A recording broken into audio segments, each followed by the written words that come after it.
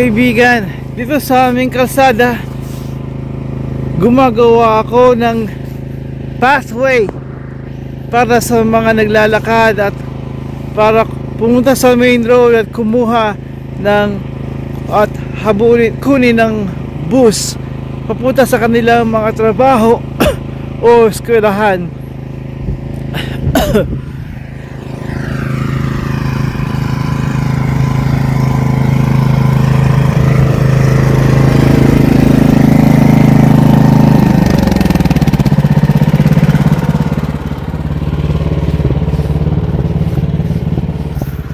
Hanggat kaya ko, sa dulo to dulo, mga ilang kalsada ginagawa ko to.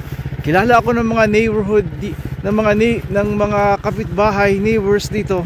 Na ito ang ginagawa ko. At sa dulo ng kalsada namin ay mayroong kung saan 14 na taon akong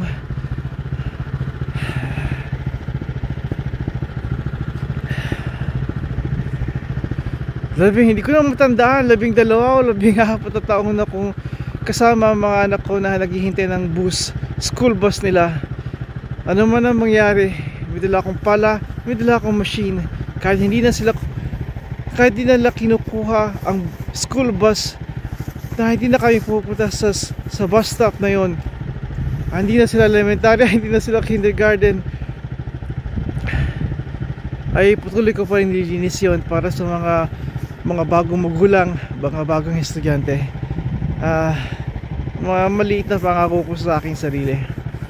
Hindi ko magalaw ang aking panga dahil madaling araw na kanina pa ako gising. Kaya gusto ko lang ibahagi ito sa inyo, mga ganito mga video. At maaaring ilagay ko to sa isang mahabang video, maybe ito lang 2 o 3 minuto lang. Meron kaming bagyo na dumating ng Wednesday ng gabi, at ito ay Huwebes na ng umaga ngayon. Pagkatapos sa lahat ng mga bagyo na to, mahigit 1 talampakan, I would say 13 to 14 feet, labing ganon, maybe hindi naman siguro, mga ganon, around that, mga less than that. Pero definitely mahigit isang talampakan. Sa Sabado at Linggo ay may darating pa ring bagyo. Ang prediction siguro almost 1 talampakan din. Kaya hey, itong workout natin, kaibigan, hindi natin kailangan ng gym. Kaibigan, hanggang sa muli, padayon.